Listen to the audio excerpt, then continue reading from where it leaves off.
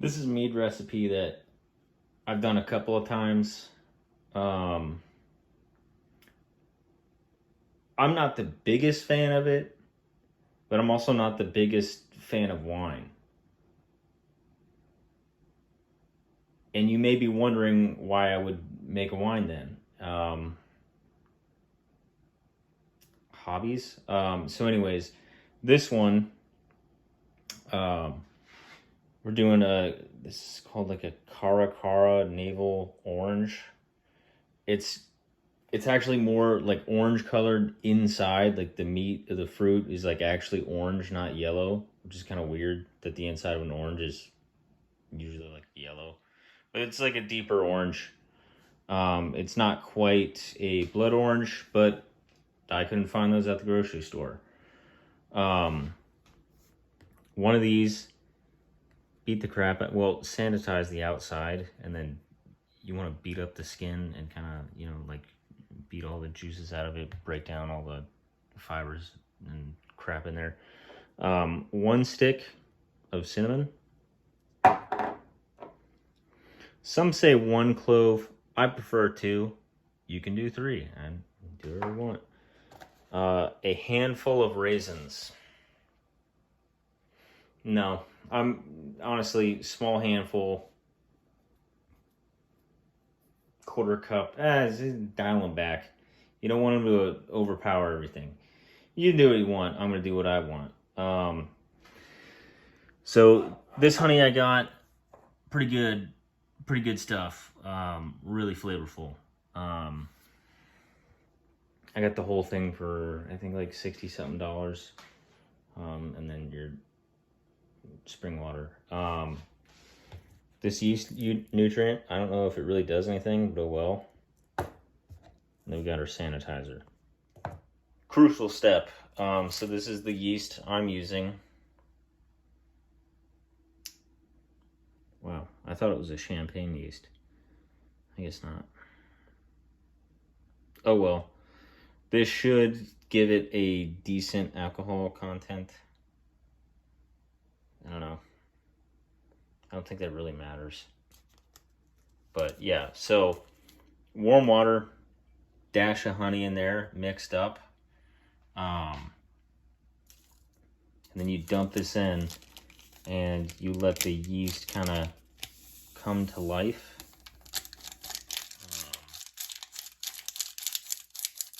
That way you don't add in yeast that's dead and then 2 days later go, nothing's happening. Then you have to add more and then it has a weird flavor.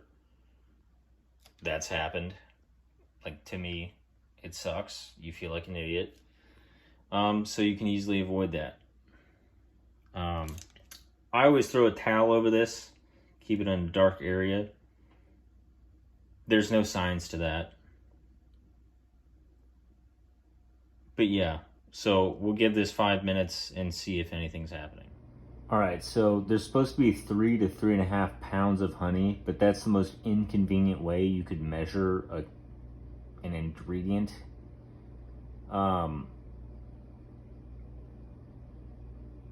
I don't know if that's anywhere close, but it feels right.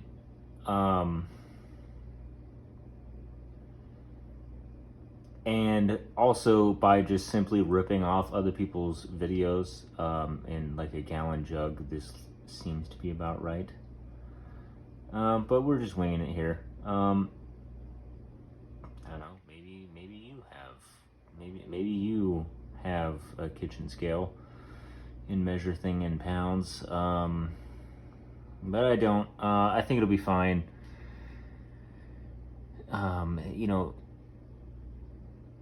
Most of this is just experimentation, so you make several different gallons and adjust things and kind of figure out what works.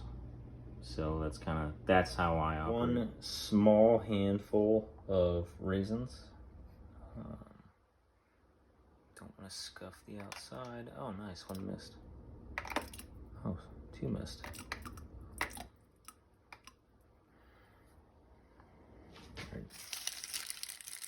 Keep things clean.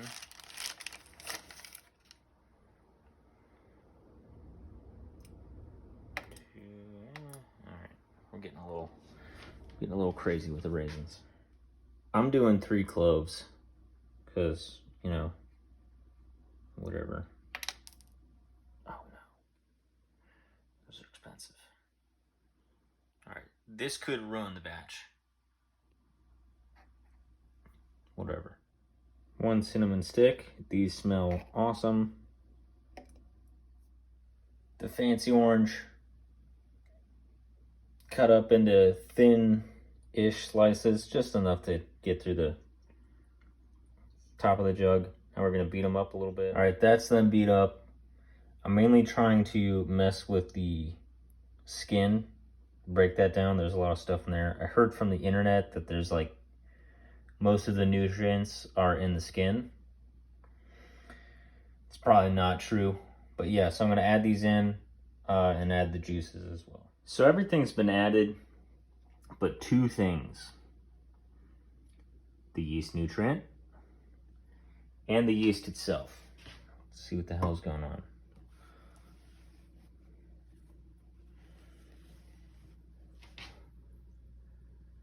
Not much. Yeah, not much. It does appear to be alive. So what the hell?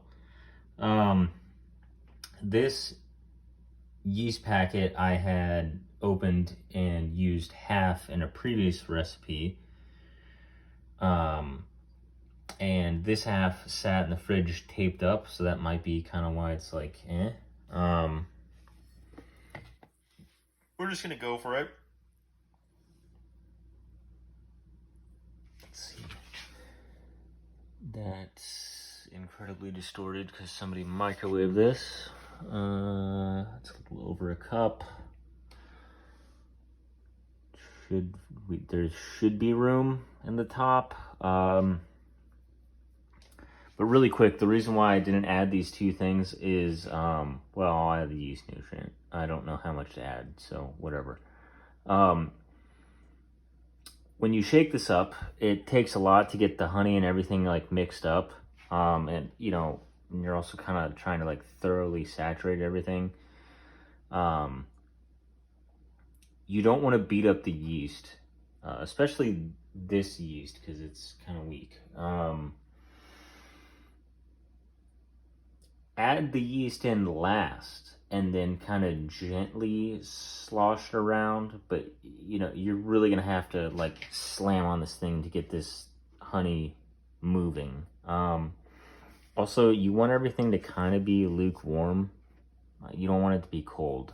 Like lukewarm to warm at best. And that just so you don't shock your yeast and kill it. All right, so here we are. Finished product, airlock on top. I like to tape up this outer rim. Just have it. October 6th, rough ingredients. Kind of keep like an overflow thing, especially like the first day.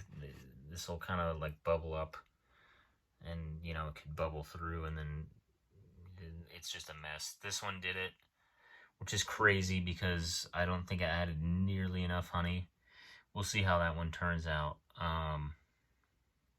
But yeah, so now it's just gonna sit here for like 4 or 5 weeks. And then I'll rack it into another sanitized container and go from there.